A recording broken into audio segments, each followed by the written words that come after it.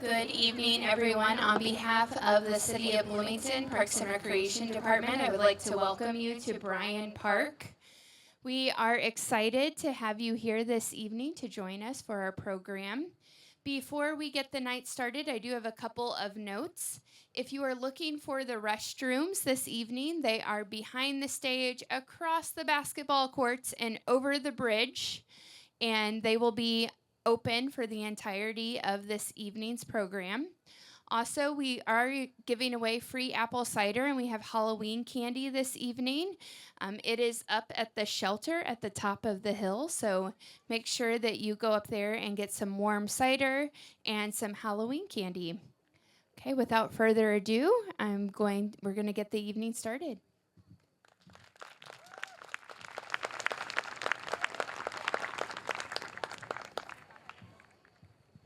Hello, I'm Laura Clavio from the Bloomington Storytellers Guild, and just want to start the evening with a few thank yous, of course, to the Bloomington Parks and Rec Department for sponsoring this event, as well as our other sponsors, the Monroe County Public Library and the Friends of the Monroe County Public Library. We also want to thank Nils Carlsgaard on our sound tonight and our community access public TV crew who will be recording tonight's event so you can watch it later on the library channel. The Bloomington Storytellers Guild is one of the most recognized storytelling guilds in the state, and it is our mission to keep the art of oral storytelling alive.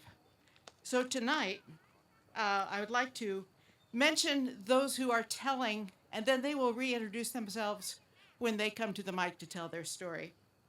And tonight we have David Matlack, Connie Shakalis, Christina Jones, Rachel Schubauer, Lisa Champelli, Clayton Schroeder, Patty Callison, and Aaron Stonecipher.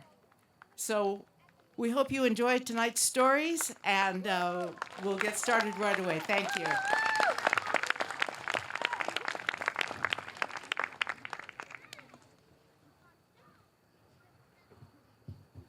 Thank you, Laura. So my name's David Matlack. I'm on the faculty at IU School of Medicine and the Department of Biology. And I'm proud to be kicking off the 49th annual Festival of Ghost Stories. And we are planning for a big shindig next year.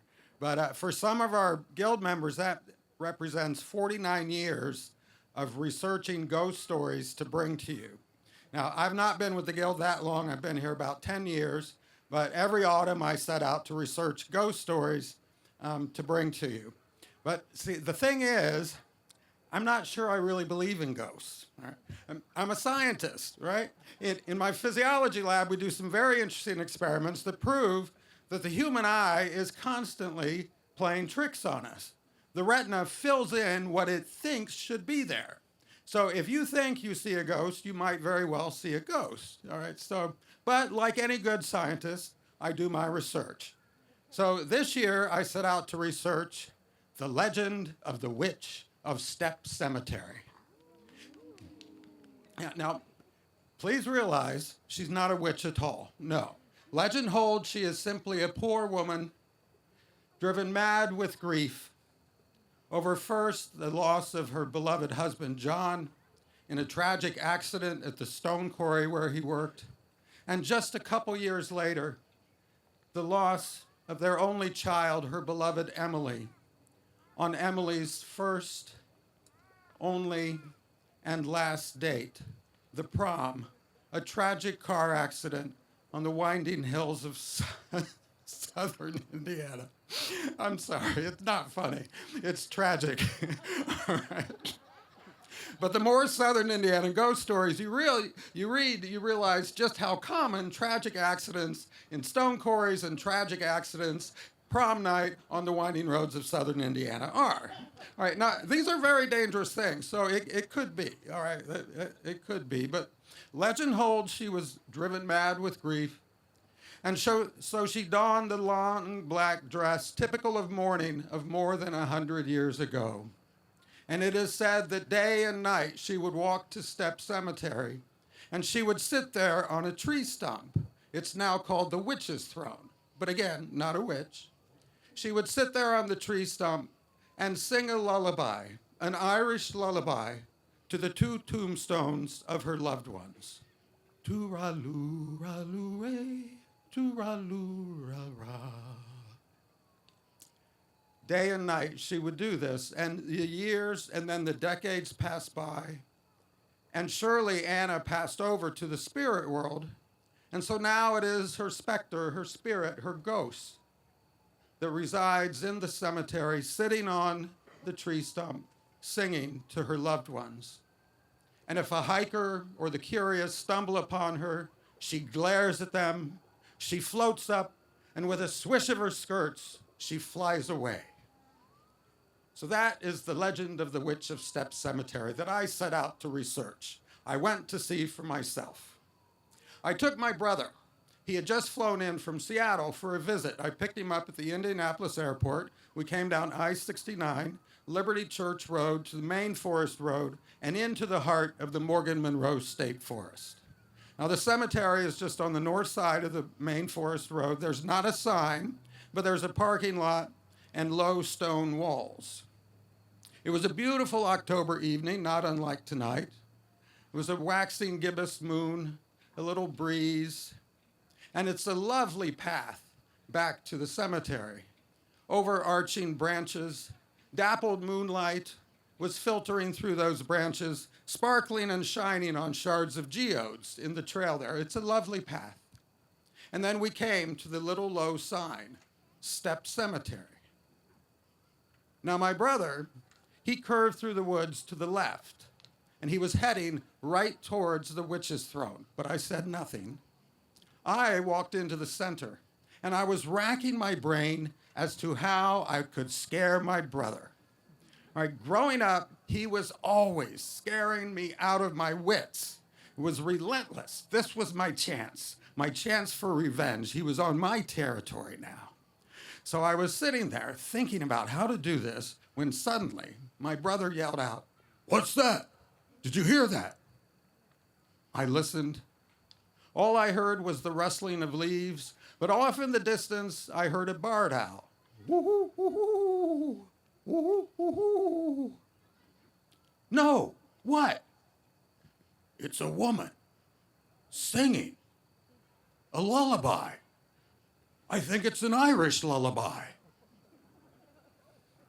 I stood there pondering the implications of this coincidence, but I assured myself, well, a barred owl, woo-hoo, woo-hoo, Irish lullaby, tooraloo. I'm sure that's all it was. I assured myself. When suddenly my brother yelled out, "Run for your life, it's a witch!" Now, what do you do when your bigger, braver brother yells out, "Run for your life, it's a witch"? You may or may not poop yourself, I couldn't be sure. But you run for your life. I, of course, tripped over the low little sign, Step Cemetery, flat on my face. My brother and I collided as we entered what had once been a lovely trail. Now it was a death trap of branches and rocks. Finally, we get to the parking lot. Who has the keys? You drove. You have the keys. Oh, yeah. Pop, trunk, not good. Beep, beep, beep. Panic alarm, maybe good, might scare the witch off. Finally, found the door lock. It takes automatic door locks an interminably long time to actually unlock the doors when a witch is bearing down on you. Finally, the doors pop open, we jump inside, slam the doors. I fumble with the keys, find the ignition, she starts, the lights come on. I peel out, throwing gravel on the stone walls, out on the main forest road, and we drove in silence until I asked, "So what'd you see back there?" "I saw a witch." Well, technically she's not a witch, but go on. "She was sitting on a tree stump. She was wearing a long black dress, typical of mourning of more than 100 years ago. I guess, whatever. She was singing a lullaby, an Irish lullaby, to two tombstones. She saw me, she glared, she floated up, and with a swish of her skirts, she flew away. I saw a witch. I drove home in a cold sweat until my driveway. My brother broke out in a big belly laugh guffaw. Ha ha ha, I got you again. What do you mean? I didn't see anything back there. Tom, what do you mean? You described the legend of the witch cemetery to a T. You couldn't have known that. You've lived out west ever since college. You couldn't have known that. Yeah, but I grew up in Indiana. You know that. We grew up together. And I was a Boy Scout. And every Boy Scout sitting around a campfire hears the legend of the witch of Step Cemetery. I remembered it. I remembered her. I believe her name was Anna. I remembered her. You butthead. We went inside. I changed my trousers. It was very scary, all right? So do I believe in ghosts? I don't know. But I know this. I believe in story. And I know that every October and various times throughout the year, we gather around a campfire or under a big tree or here at Festival of Ghost Stories, and we tell these stories, ghost stories, and many of them based on very real lives. We tell the stories of their lives, their deaths, and their afterlives, real or imagined. We tell their stories. We remember them. And in that sense, ghosts are very, very real.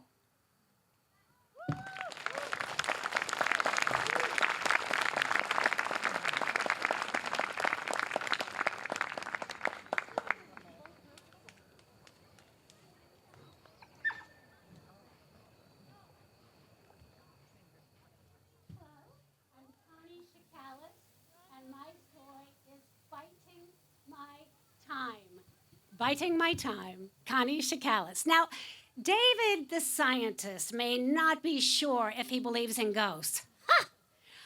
I'm about to tell you something that happened right here 200 years ago, and I know because I was there. Yes, I'm dead now, but I wasn't dead then. It's rather horrible. Do you mind if I tell you? Back then, they didn't call this Bryan Park. It was all forest. Why didn't I just give the wolf puppy back to the man who had bred it? I'll tell you exactly why. He was so cute and gray and squiggly. Oh, my goodness. The woman we had cooking for us, Hilga, she did not like Roscoe. I named him Roscoe. Sometimes I'd catch her giving him the evil eye or pushing at him with her broom. So Roscoe and I stayed outside mostly, and we'd come right here every day to hunt. There were no parking lots or basketball hoops or Starbucks up the road. It was just a lovely hunting ground for Roscoe and me. And one day, we were hunting, and we became very thirsty, the kind of thirst where your throat gets stuck together. There was a spring right about there where the woman in the yellow is sitting. And we decided to take a drink. By the way, do you know why you chose to sit right there? I hope you brought some wolf spray or some bug repellent. Anyhow, we were drinking out of that spring, and that's when I saw it. It came creeping out from under a rock, and it had 8 long brown legs, and on the back of its head was this shape that looked kind of like a violin. Only this was like a cello or a stand-up bass. Well, you know what it was. Today, you know that was a brown recluse spider. There she was, but she wasn't alone. She wasn't reclusive. There were many, many others with her. Ugh. Her babies. The brown recluse spider mates once and only once and continues laying eggs until she dies. And she can produce hundreds of babies every year. And these babies were hungry. These babies were looking at Roscoe and me. And Roscoe, oh, he's loyal. He jumped right in front of me to protect me from the brown recluse. And they bit him several times. Now, I wasn't all that concerned because normally a brown recluse spider doesn't kill a human, and Roscoe was pretty big. In fact, he seemed unfazed. He jumped in the air, but he normally did that. He shook his head, and out flew 3 baby spiderlets. Out of his ear. His ear. His ear. Oh, only that morning his ears had been pointy and gray and bristly, and now they were long and narrow and covered with brown fur. Brown fur. Roscoe was different. He was very, very hungry. Roscoe was hungry. A fox came out from over there, and Roscoe snatched him up in one swallow. Down he went. I heard the skull crunching. I heard leg bones cracking. Roscoe jumped up that tree and snarfed down a dozen apples. Ugh! Them's ain't meat. Them's red and them's juicy, but them's ain't meat. I wants me some meat, Roscoe said. And then Roscoe started looking at me. And that's when we heard Helga. Soup's on! Biscuits is hot and fluffy! Helga had come to the clearing to call me in for supper. And I swear to you, Roscoe smiled. You've seen dogs smile. Roscoe smiled for the first time. He ran to Helga, and he popped her in the air like a handful of popcorn. Down his throat she went. Ugh. He burped. Out came Helga's yellow house dress. Out came a left shoe. Out came a finger. Turns out Roscoe doesn't like the taste of jewelry. Roscoe looked at me. Now sheets of saliva were dripping from his lower lip. No, Roscoe. And what did I do? I did the stupidest thing you could do. I ran. Everyone knows you don't run from a wolf. Of course he overtook me, and then he leapt in front of me into the trail and sat there so I couldn't move. He burped again, and out came Helga's left shoulder blade. Roscoe, no! Back! Back! And Roscoe sat there and rolled his eyes and sneered at me and said, "Oh, please, get over yourself, girl. I've licked you before. You do not taste good. And frankly, I would kill for a bathroom. That Helga was not fresh. How old was she, 50? And with that, I collected my hunting gear, and we progressed through the forest to find Roscoe a toilet.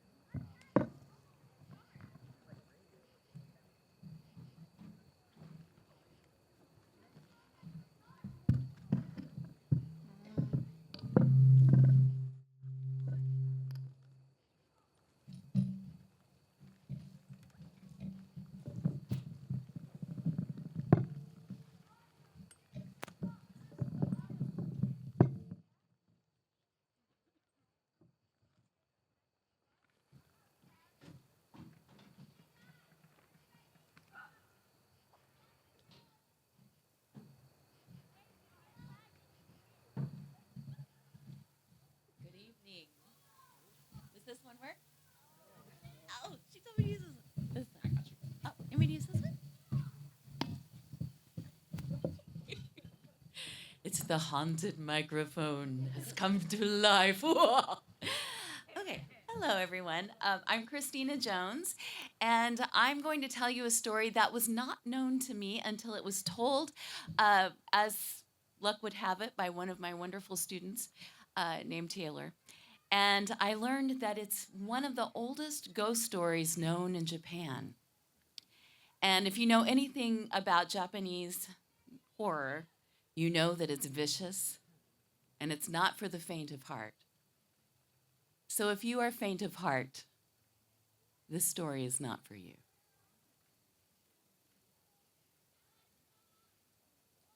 Once, there was a Ronin. And the Ronin was married to the virtuous Oiwa.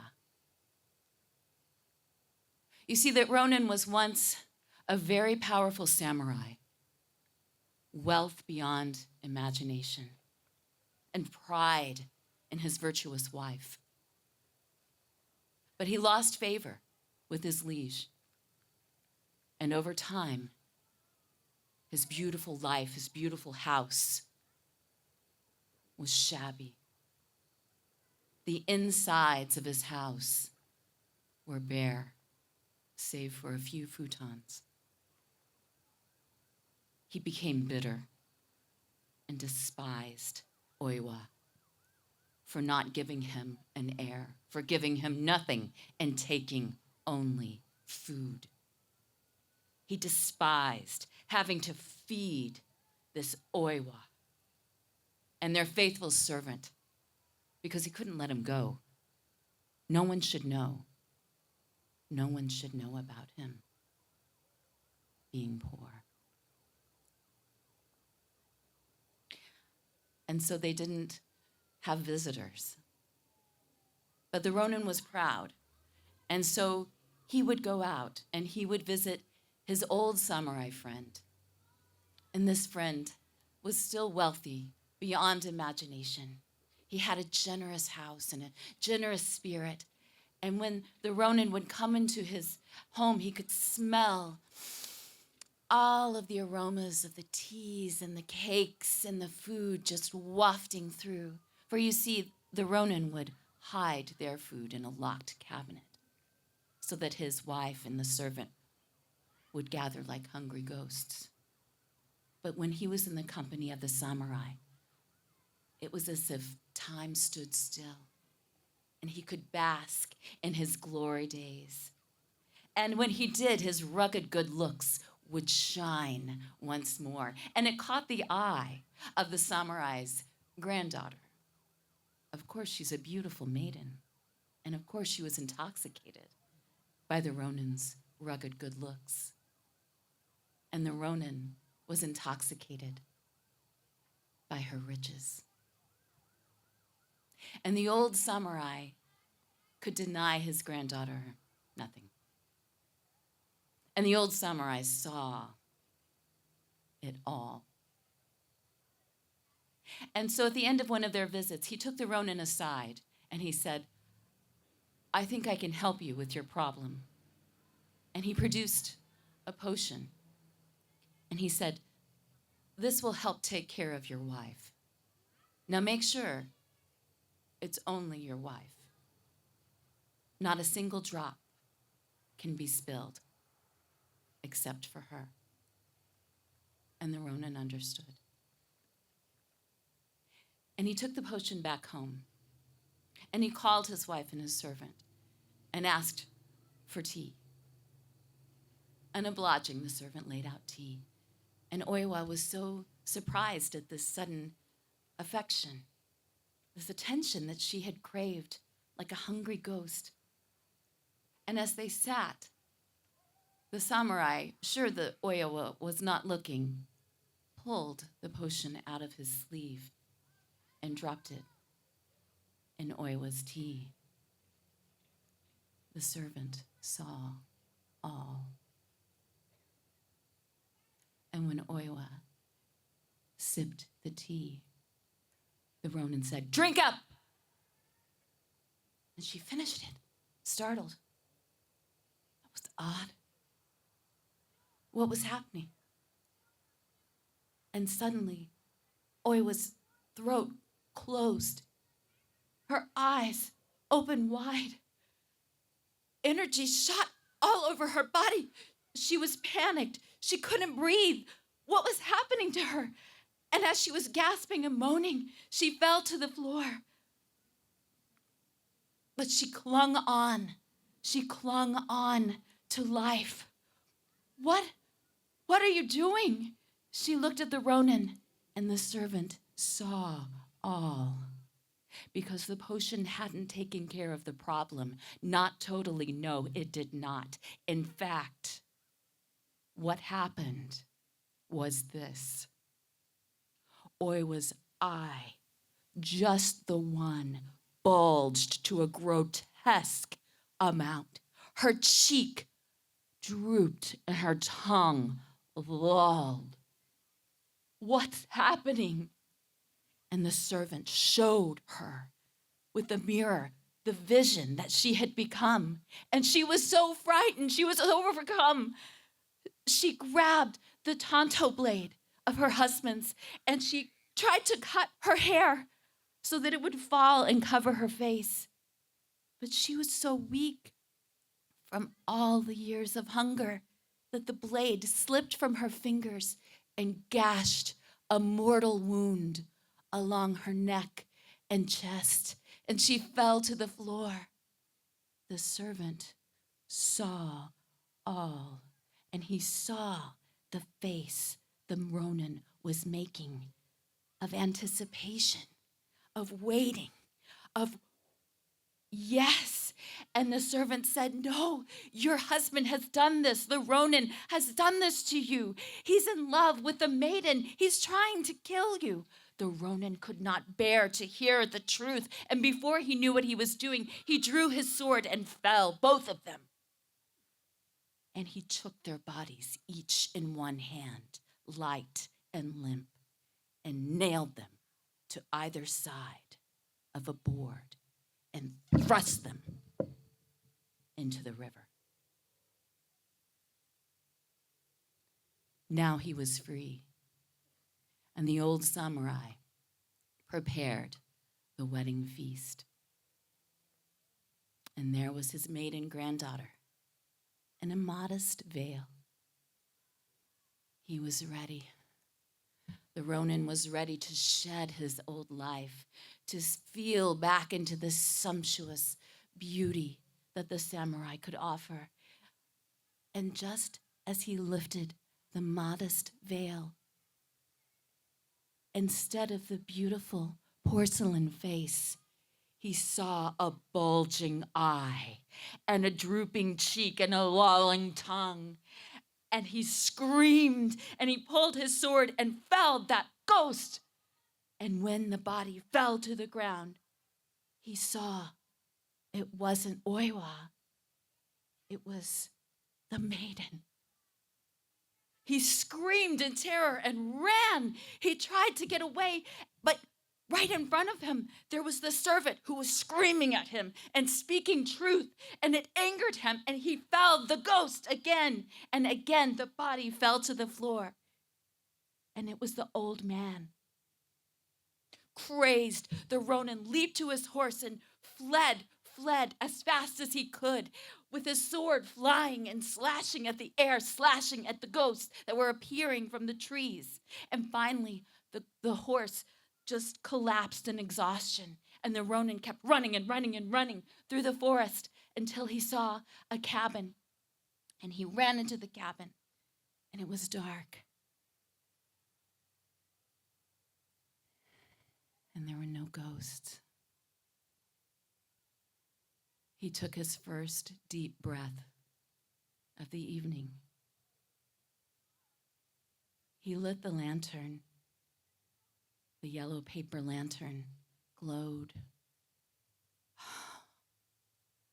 It glowed like warm sun. Peace. It glowed like peace.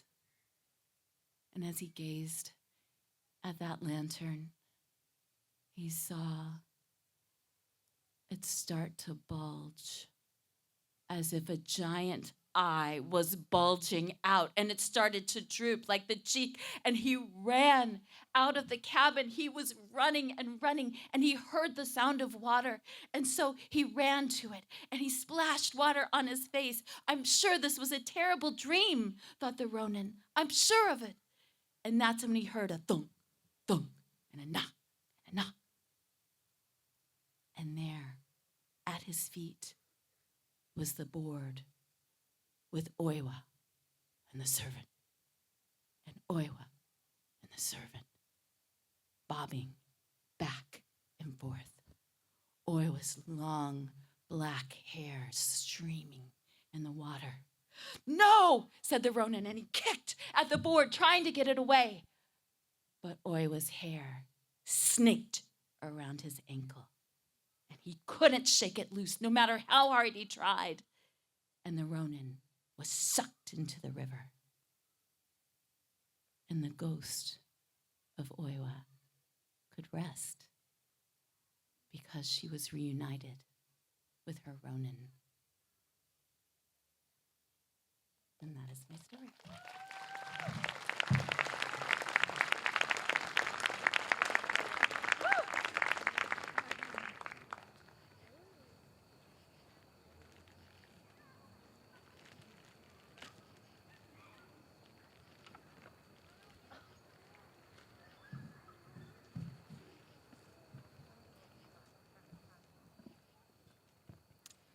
Hi everyone, my name is Rachel Schubauer, and I'm so excited to be joining you guys for my first Festival of Ghost Stories. Thank you. And this is called The Mountain Lights. So a while back, my dad told me this crazy story. I was about this tall. We were camping, and the fire had just burned down into those beautiful embers to just kind of cast a warm light over everything. And we had this beautiful blanket of stars spread over our heads. I had just roasted the last marshmallow, but I didn't want to go to bed. And so I begged and I pleaded. And I said, "Please, Dad, tell me another story." And he accepted, after pretending to think about it for a little bit. But he looked me in the eyes as he was draining the last bit of hot tea out of his cup. And he said, "I don't know. Are you sure? This one's pretty spooky." I puffed out my chest. I said, "I can handle it. What are you talking about? I'm not a baby." He kind of shrugged and he was like, "Okay. This one's about somewhere I went when I was about your age. It's a place called The Mountain." And I swear the weirdest thing happened when he said that. It just got colder somehow. Like the fire is a little bit more dim. It's weird. But I wasn't scared. Because remember, I'm not a baby. So I leaned in as he began his tale. A little something like this. As you might remember, Connie told you, in the 1800s, this land was a lot wilder than it is now. There were more trees and cougars and bears prowling about in the night, just waiting to get somebody. But still, some brave folks settled the area, this area called The Mountain. And one such family had a beautiful daughter. In fact, she was renowned in the entire area for being really kind as well, and many vied for her attention. But only one special person actually got it. He was a local lumberjack. He was simple and good, and he won her heart by hiking 4 to 5 miles up that mountain every day or every week after this grueling, back-breaking labor, chopping down trees and moving logs around. And he'd go and he'd pick little mountain flowers as he went into a little bouquet for her. I could see why she liked him. And they did this. She'd wait there. She'd hold her little lantern out to guide him to that porch. Every week, she'd wait for him. And month after month, they sat together on that front porch. They talked and talked. And finally, the two knuckleheads figured out that they had fallen madly in love with each other. Takes us a while sometimes. And so And their anticipation, having waited so long already, getting to know each other, they wanted the wedding to be the next week. And the week just dragged on for her. It was the longest of her life. She wanted so badly to get to the altar with him, to make that last trip down the mountain with him. And so finally the day came, and she stood there as her mom buttoned the little buttons on her wedding dress, and her dad placed a veil on top of her head. She was so excited to go out there with her little lantern for the last time. Something was different about this night. It was unseasonably cold. It was as if frost had descended and she could see little snowflakes. It's very odd, but we're used to strange weather here, I suppose, and they were there as well. So she thought nothing of it, and especially warmed by all of her anticipation for her love, she sat there. And in fact, a weird sort of fog had begun creeping down into the mountain. But nothing would daunt her, so she waited for her love. But he hadn't come. He was late. That had never happened before. As she stood there looking for him, she had to squint. She could no longer see in front of her. This fog had gotten so thick, it held that mountain in this vice grip. Even light couldn't break into it. And even the trees, as they reached out, looking for clear skies, they couldn't find any. Even they were trapped. And all the sounds that comforted her growing up in that area, the little critters, the crickets that we're hearing now, they stopped. It was oddly silent. But she was brave, and she was waiting, and she was not willing to go anywhere until she saw her beloved. But still, the fog had crept up, reaching around her fingers like wispy hands and up her legs even, kind of all the way down her body. Every breath that she inhaled was ice. And finally, she just was too worried. She grabbed her cloak off the hook, flung it around herself, though it did nothing to abate this strange cold that now just grew stronger and stronger. She shivered, and much to the protestations of her worried family, she stepped off the porch in search for her beloved. And for 4 days, this fog persisted, not letting up its grip. There was no sign that it would even get lighter as her family watched for her, though they could see nothing. They were worried because she knew the land well, and she would have been back. What had happened to their beloved daughter? Nobody in town had seen the lumberjack either. And they could do nothing for 4 whole days until it finally let up, and they rushed out of the house. They followed her trail, winding itself around the mountain. They found his footprints along the way as well. But there was only one trace left of their beloved daughter. Just a little piece of her veil caught the branch of a tree and blowing a little bit in the wind. And not 2 or 3 feet away from that, it's just a little bundle of mountain wildflowers, her favorites, laying there as if somebody had dropped them. It looked partially finished, like the lumberjack. They could just see him almost about to tie a little bow around it, like he always did. Neither of them were ever seen again. You see, though, the people who live there, near that mountain, sometimes they see, on unseasonably chilly October nights, a fog descend upon the mountain again. And there are these strange lights that flicker, kind of weave in and close, almost touch each other, but never quite touch. They dart. I have no idea what they are, but my dad and I, and now you, we know, don't we? For those lights are from the lanterns of those lost lovers. Even after all this time, as they search for each other, they will never give up. Thank you.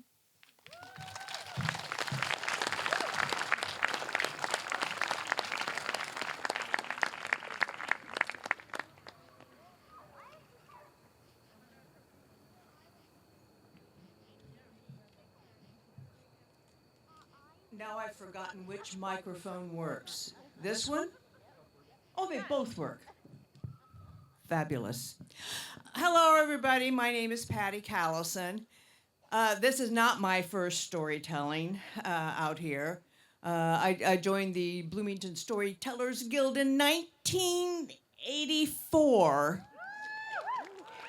So I have not told every year, but that is 40 years if you do the math. Started when I was 10.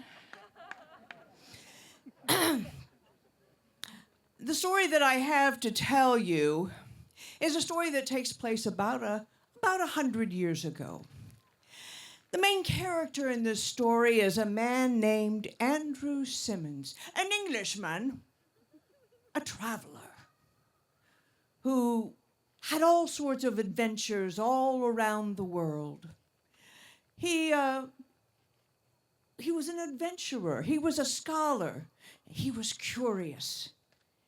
And so he found himself in the South Pacific, following up on a legend that he had heard about a group of people who, well, maybe they weren't people, but that's what he wanted to find out. The tale was that these people were actually cannibals. And they would change the way they looked by lying down in the grass and sending their winged spirits out to hunt for them. Otherwise, they looked very much like regular people. And so Andrew Simmons had heard the tale of this, and so he was going to go, and he thought he'd like to talk to these people, find out more about them, as a scientific exploration. And so he landed on the island of Cagayan Sula, which is an island located in the Sula Sea between the Philippines and Malaysia. And he told the people there what he wanted to do. He wanted to meet these people that he'd heard about. Needless to say, the villagers in the coastal town were very wary of their neighbors. And he asked a little bit more about them, and well, if they're so vicious, how can I protect myself from them? Oh, if you have a coconut pearl, that is something that looks very much like an opal when it comes out of a coconut, that will protect you from these people, and they are called the Burbalang. Oh, well, where do I get one of these coconut pearls? I'm happy to buy one. No. You have to find one. It cannot be sold to you or given to you. Well, I don't really have time for that. Well, what else can I do? Well, now, there is a knife called a kris. It's a knife that has a wavy blade on it.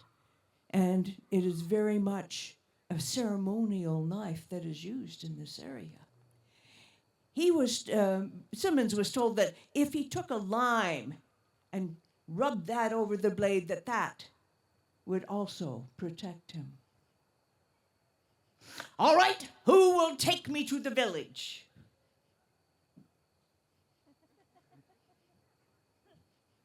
No one wanted to take him to the village. He asked around, and then he started offering money. Finally, he found a young man, Matali, who said he would take him. And so early the next morning, Andrew Simmons and Matali started out. Now, it was a long trek. And so they left that coastal village, and they walked and they walked and they walked over hills, and they walked through grasses, and they walked through trees. Finally, mid-afternoon, Matali stopped. The village is over there, but you should not go there. Well, they were about a half a mile away, and Andrew Simmons said, well, I haven't come all this way to stop here. I'm going on in. Come on with me. No, Matali refused to go. But he took out his Chris knife, rubbed it with lime, and gave it to Andrew Simmons, who kind of looked at it and, thank you, and went on into the village. Now, when he got there, there were a few chickens and a goat, but otherwise the village was empty. He looked through the huts that were there. There were probably a couple of dozen of them. No one. But in one, he found a pot of rice, and it was still hot.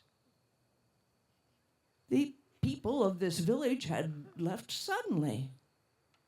Well, he went back and he told Matali, and he said, oh, we must leave. We must leave if they are not there. They have gone hunting for food. And so Andrew Simmons kind of chuckled, and they started back. Now, the other thing that he had been told about the Berbalangs was that when they were far away, you could hear them, and they would send out a loud moaning.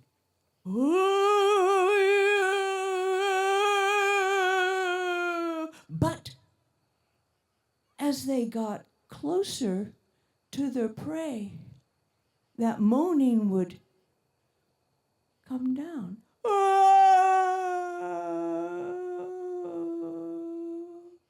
Until it wasn't there anymore.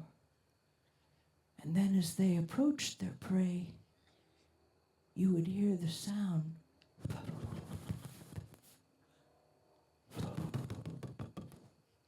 of wings. And so it was that as Matali and Andrew Simmons walked through the grass, they heard it.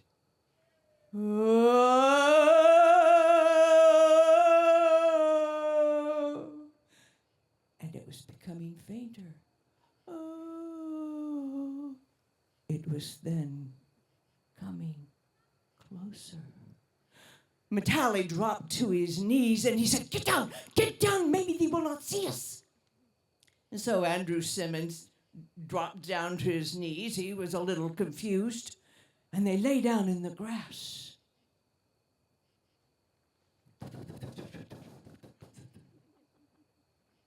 When they peeked over the grass, they could see winged fireflies, it looked like. But instead of glowing yellow or gold, they glowed red. And they had found something across the way that was of interest to them. And pretty soon,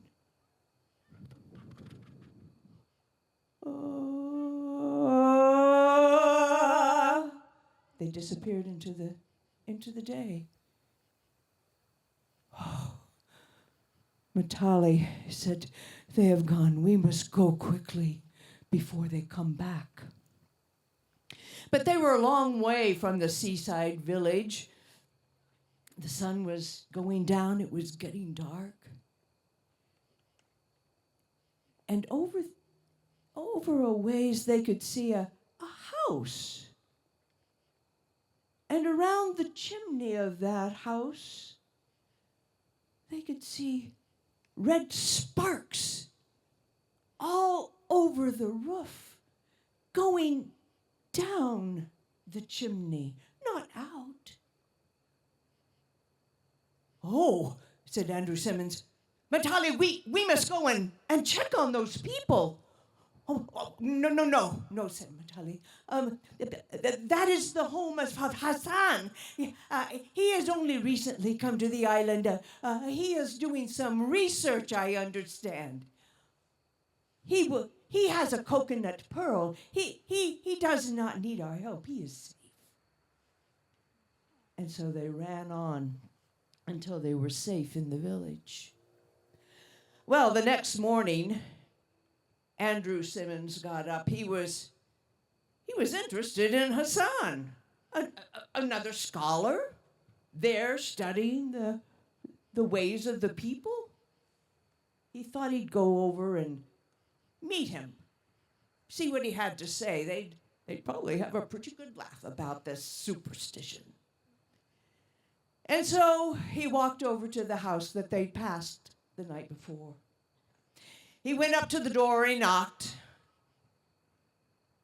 No one came, but the door was ajar. He opened the door, and it was quite dark inside. The bamboo shades had been pulled over all of the windows. Light was not coming in. "Hello, Hassan?" Andrew Simmons said. "Is anybody home?" And he saw, when his eyes kind of got accustomed to the dark, that there was a desk. And on the desks were piles of books and papers. The man really was a scholar. "Hassan!" Andrew Simmons looked further. He walked through the house. He walked into the bedroom and... Ah!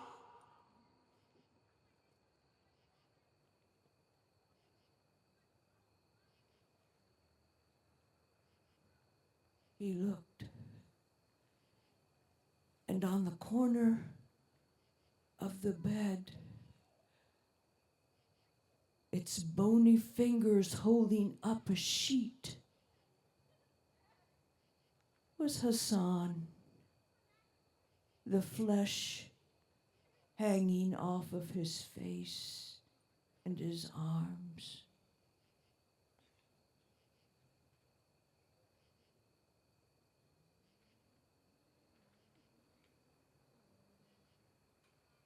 Andrew Simmons walked away. He backed up to the door, and he opened the door to head back to the village. When he heard,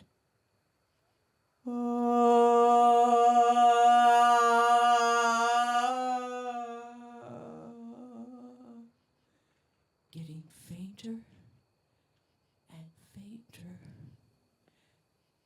and the last thing he heard was...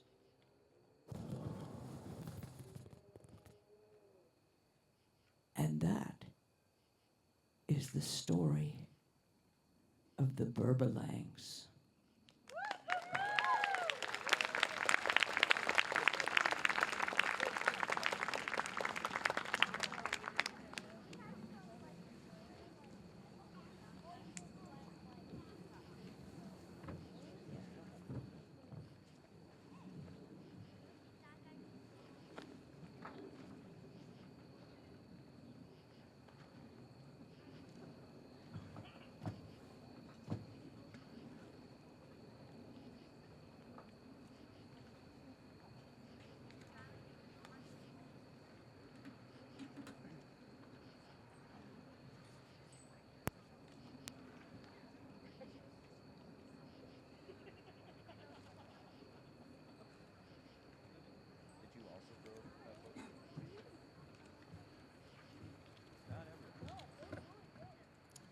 Good evening. My wife picked out this outfit for me tonight. Thank you. About 30 minutes before we left the house, I said, I don't know what I'm going to wear. She said, oh, I do. And she also picked out this song. And this song is the Hearst song. which I first discovered in Scary Stories to Tell in the Dark by Alvin Schwartz. Yeah, it's a great book, great artwork. And when I was about 9 or 10, and after I found it, I immediately started singing it on the playground and sharing it with all my friends. And it goes like this. Don't you ever laugh as the hearse goes by, for you may be the next to die. They wrap you up in a big white sheet, from your head down to your feet. They put you in a big black box and cover you up with dirt and rocks. It all goes well for about a week, and then your coffin begins to leak. And the worms crawl in, the worms crawl out, the worms crawl over your dirty snout. They eat your eyes, they eat your nose, they eat the jelly between your toes. A wiggling worm with rolling eyes crawls in your stomach and out your thighs. Your stomach turns a slimy green, and pus pours out like warm whipped cream. You spread it on a slice of bread, and that's what you eat when you are dead. And the worms crawl out, and the worms crawl in. The worms that crawl in are lean and thin. The ones that crawl out are fat and stout. The ones crawl in and their hair falls out. The worms chew through your spinal cord, your decomposing smorgasbord. They eat your feet and neck and knees. You're starting to look like some old Swiss cheese. And the worms crawl in and the worms crawl out. The worms do somersaults in your mouth. Your chest caves in and your eyes fall out.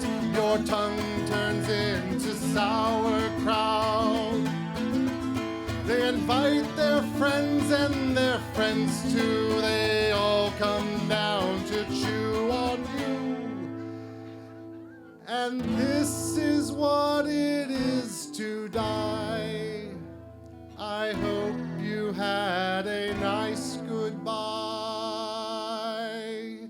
Did you ever think as the hearse goes by that you may be the next to die? Your toes fall off and your teeth decay, and this is the end of a perfect day.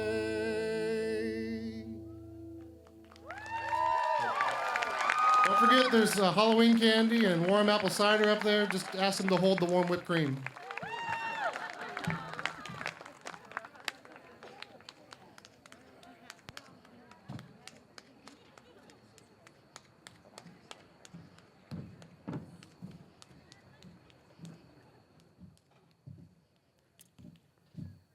Good evening.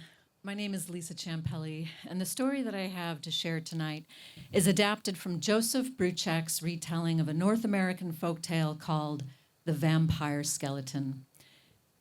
Various versions of this story are attributed to the indigenous peoples of the Great Lakes regions, and it is included in different collections of folktales, including one called The Ghost and I, Scary Stories for Participatory Telling. Now, all storytelling is participatory, for the teller relies on the listeners to visualize and comprehend what we are relating. But for stories told at night, in the dark, around a campfire perhaps, occasionally the storyteller would call out, "Hey," and invite the listeners to respond in kind, to confirm that they were indeed awake and still listening to the story. And so as I tell this tale, I invite you to do the same. Hey? Hey. Hey? Long ago, a young woman walked through the woods late at night to visit her sister. The full moon shone down brightly, lighting her path. But every now and then the clouds would cross over the face of the moon and cast everything into darkness, and she would have to stop and pause and wait until the moonlight returned so she could continue on her way. With the woman was her husband and their baby.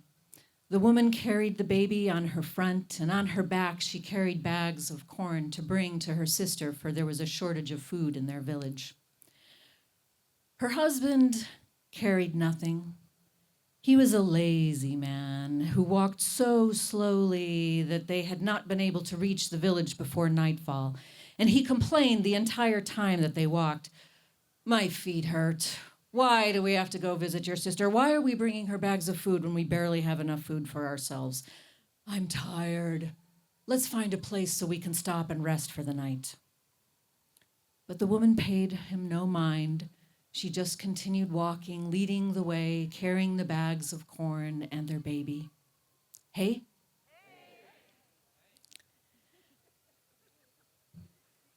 Their path through the woods led to the top of a hill. And in the moonlight, they could look down and see in a valley below them that there was a clearing, and there was a lodge in the clearing, a small lodge. And the husband pointed to the lodge and he said, "There, that will be a fine place for us to spend the night." And just then the baby started to cry. And the woman said, "Oh, husband, it's not that much farther to my sister's village. Please, can we just keep going? It's really not that much farther." But he paid her no mind. He ignored the baby crying and he started to head down the path. Hey? And so the woman followed. And when they arrived at the lodge, the husband strode inside immediately and declared, "This is a fine place for us to rest and spend the night." But the woman stood in the doorway. She paused and looked inside, and she could see that on the far side of the lodge, there was a raised bed with a blanket on top. But just inside the doorway, there was a large box, the kind that people would use to store their possessions. And there was a lid on the box. It was closed. There was nothing else in the room. But she felt, as she stood in the doorway, just an odd sense, and it felt as if there was something, someone or something watching her. And she pleaded to her husband, "Please, let us not stay here. This just doesn't feel right. Please let us go on." But he paid her no mind. He strode over to the bed and said, "I will sleep here tonight. You and the child can sleep on the floor." And with that, he climbed into the bed and pulled the blanket up over him. Hey? The woman sighed, looked around, set the bags of corn down on the floor, and then pulled her baby close to her and lay down on the floor near the doorway where the light of the moon could shine in. She could see the face of the moon as she lay down. But she couldn't escape that eerie feeling, and she said to her husband again, "Please, can we just go? It's not that much farther." But her husband did not answer. He only snored. Hey? And so the woman tried to rest, tried to relax. And just then the clouds passed over the face of the moon and all became dark inside the lodge. And she could hear, "Husband, did you hear that?" But the husband did not answer. He only snored. And so the woman held her breath and she listened carefully again into the darkness. And this time she could hear something that sounded like it was moving past her.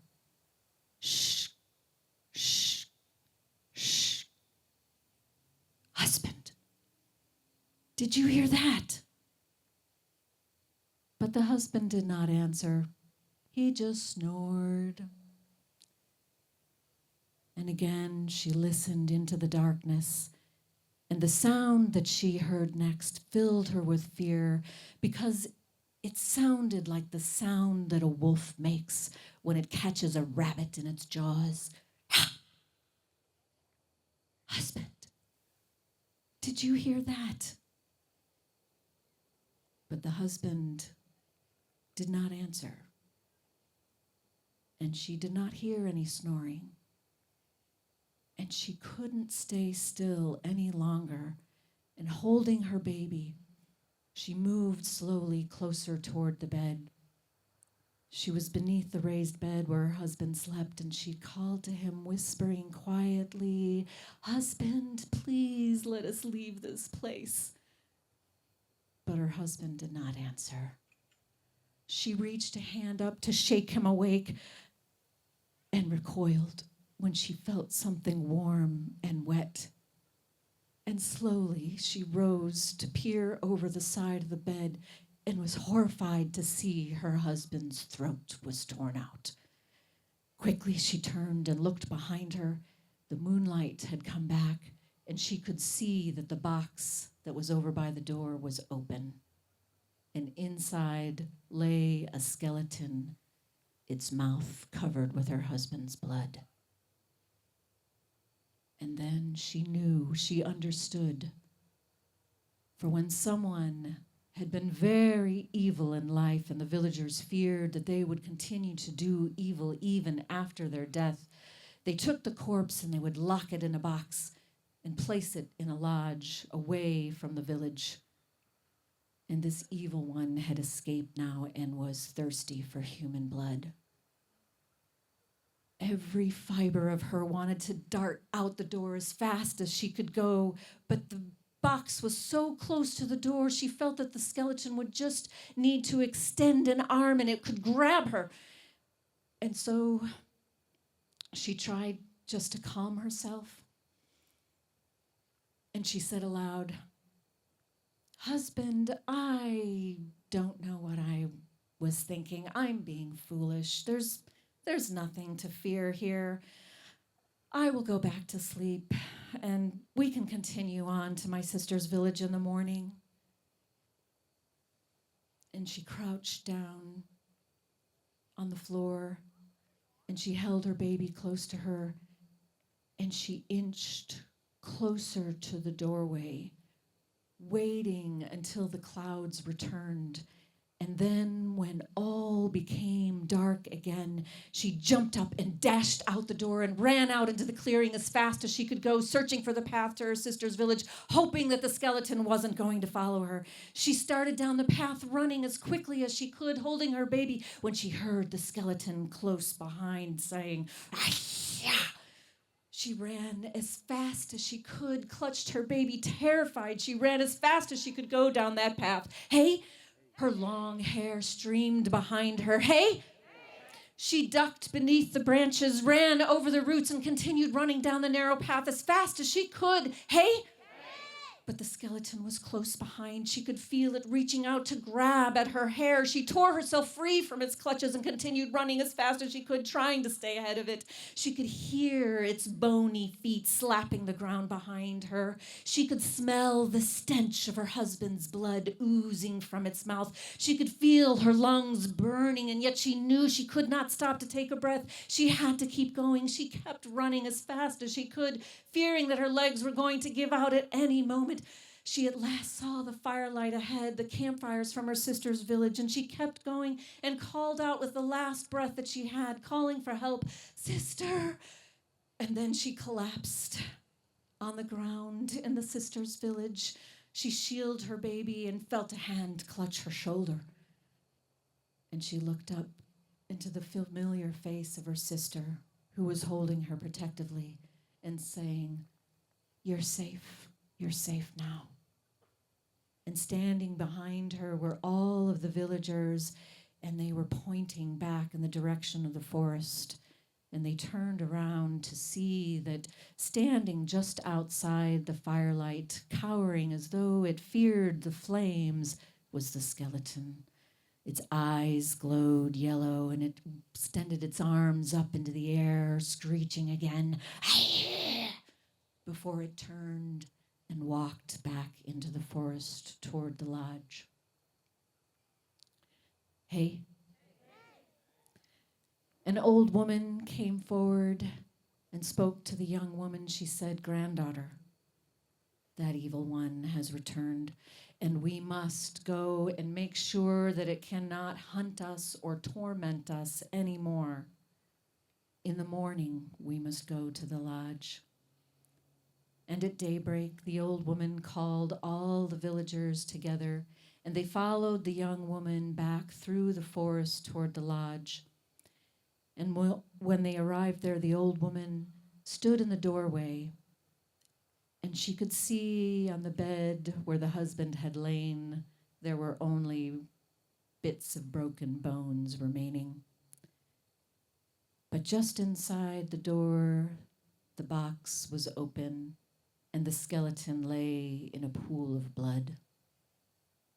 "Neighbor," she said, "pay us no mind. We have come just to clear the brush away from your lodge. You can continue resting."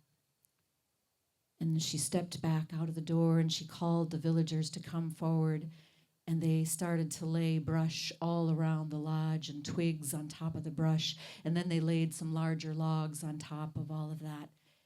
And when all was surrounding the lodge, the old woman signaled to the young woman to come forward, and she set fire to the brush, and it quickly surrounded the lodge. The flames grew higher, and they could see a yellow smoke filling the inside of the lodge. They could see a shadowy figure moving back and forth in the room, and then all of a sudden, whoosh, a great burst of yellow flame came shooting out of the door, and from the middle of the yellow fire emerged a great owl.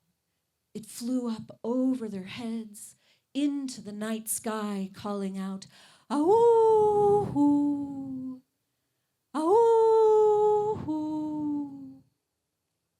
It flew up into the sky and disappeared into the woods.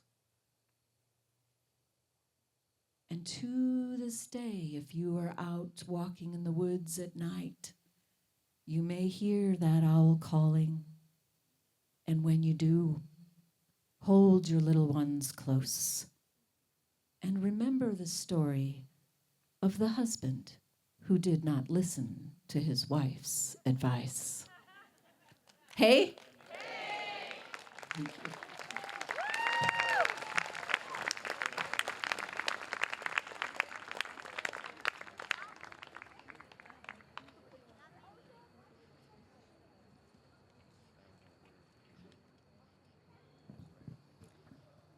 Hello. Or hey. There we go. My name is Erin Stonecipher, and I'm going to need your help to tell this story, okay?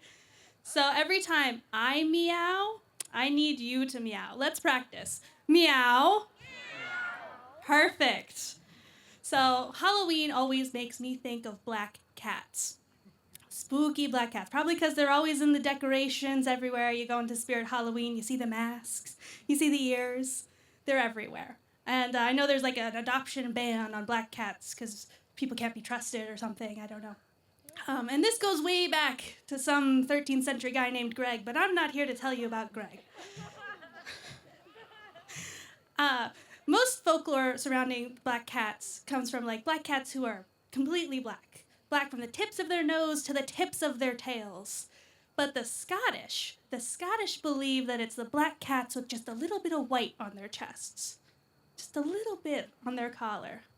And I'm with the Scottish here. I believe them. Because I had a cat like that growing up.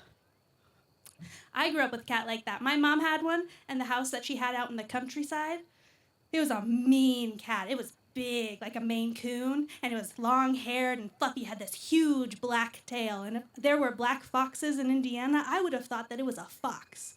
And it was mean. I saw it fight off, like, packs of coyotes and a bobcat, and it would pull birds straight from the sky. It was terrifying. And we never really got along.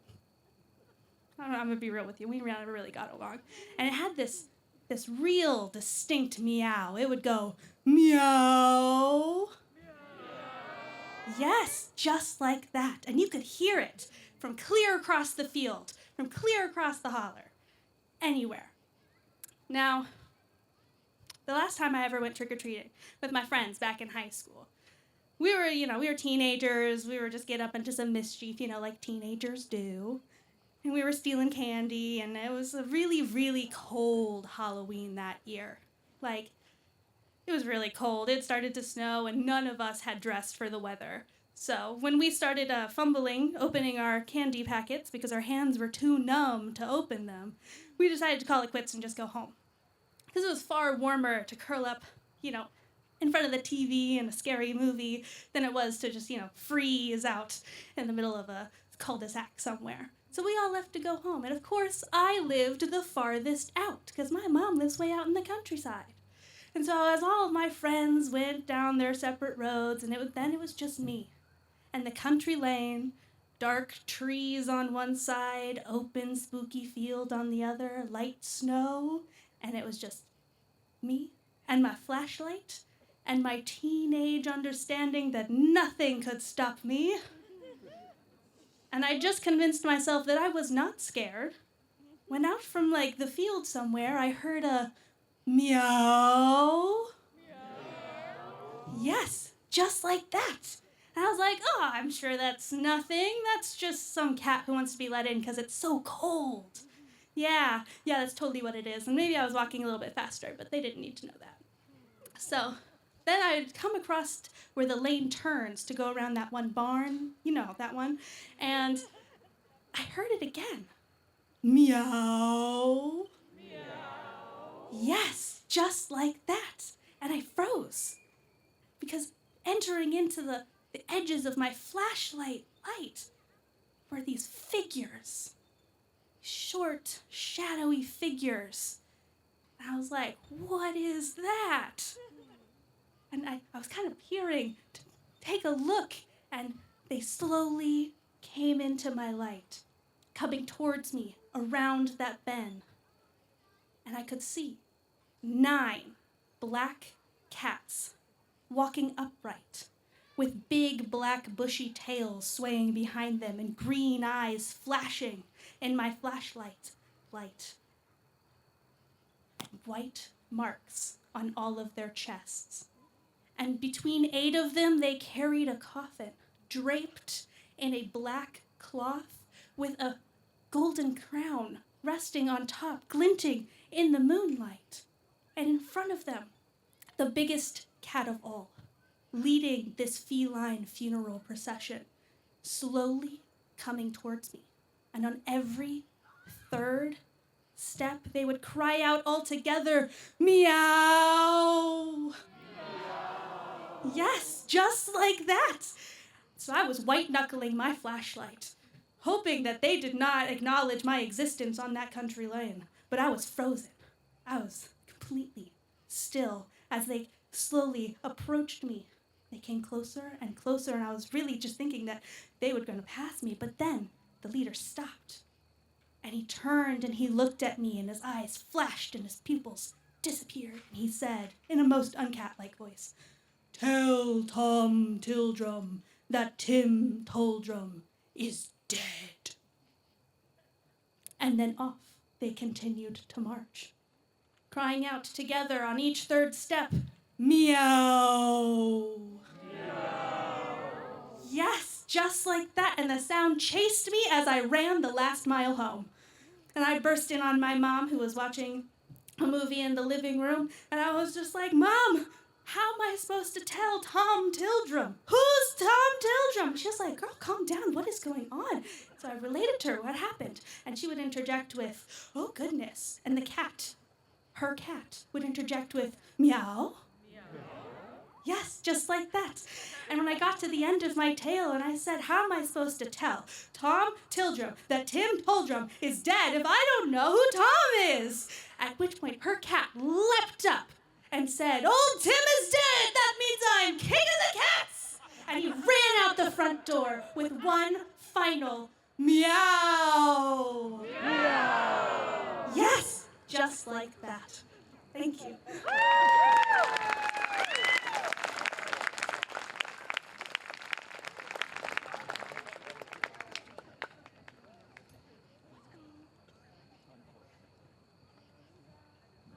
had a script, you'd be waiting for a guy named Ken. I am not that guy. He is stuck in traffic. Somewhere in the southern winding roads of India. No doubt there'll be a story when we finally see him again. I'm Jenny Ritchie, and I'm just thinking of something that happened a couple of weekends ago when my daughter was here and her friend Jennifer came down, and we were talking. Conversation naturally goes to stories. Jennifer works in Indianapolis in the city-county building. You know, the city-county building that she works on the 23rd floor, and that's not the top floor. So you know it's a tall building. But it's not a new building. It was completed in 1962, and Jennifer says, there's some scary things in there. Well, naturally, any building that's been around for decades has a chance to collect stories, like this one. Back in the 60s, there was a fellow who worked way up on one of those upper floors and had an apartment downtown. But every weekend, he would go home to Brownsburg and stay with his parents and enjoy the peace and quiet of the country and all that. And he was asleep one night when he was awakened by a light coming in the window. He was disoriented. What was that? Oh, it was the moon. I mean, you know, downtown Indianapolis, you don't maybe see the full moon that much. So he went out on the porch to admire it and to think about how quiet it was. No traffic on the street.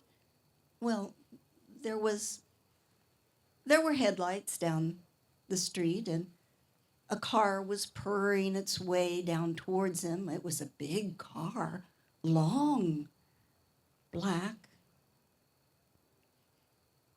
It was a hearse.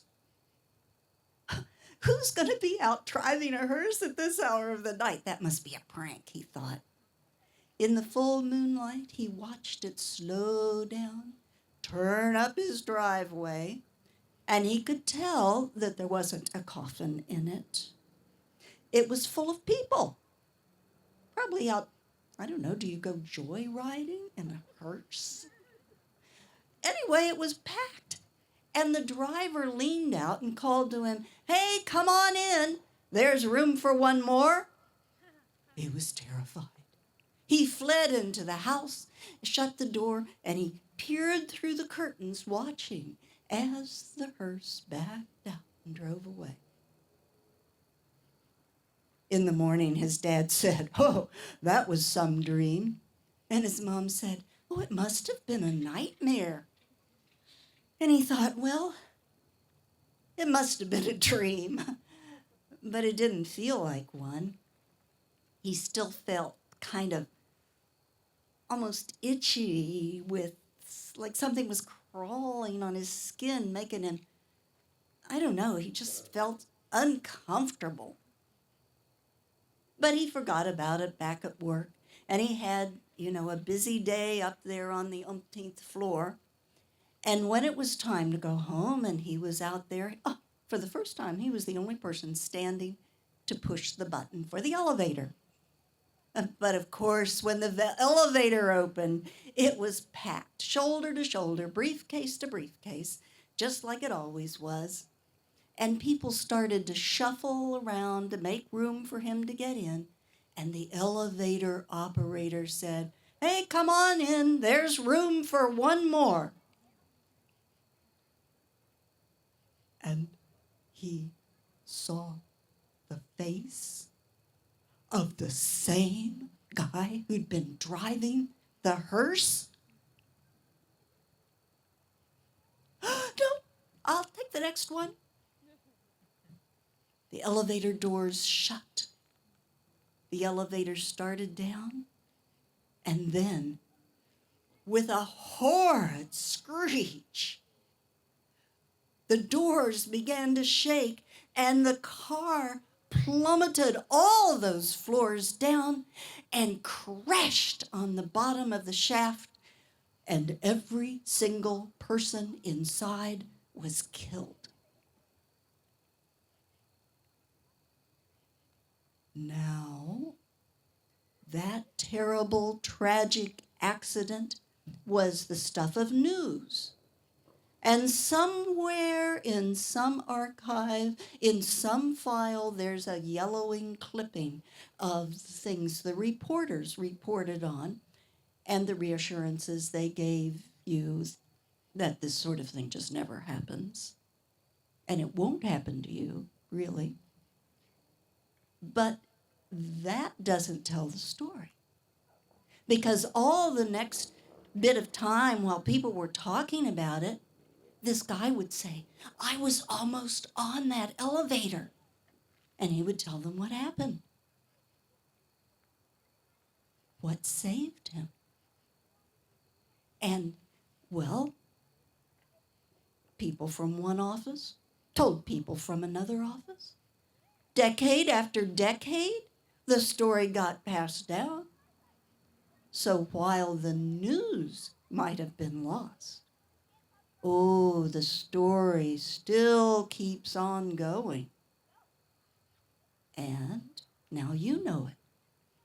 And you can tell it too. And if you ever go to the city-county building and get on an elevator, just be very careful. Thank you.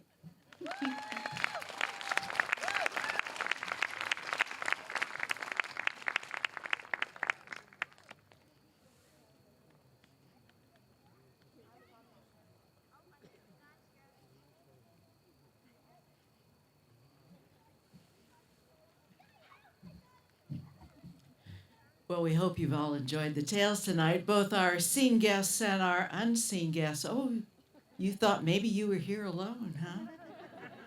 You never know what ghost might be sitting next to you or have its arm around you right now. That concludes our 49th edition of Ghost Stories, and that means next year is our 50th anniversary of the Festival of Ghost Stories. So we hope you'll put it on your calendar right now, the last Friday of October. And thanks so much for coming tonight.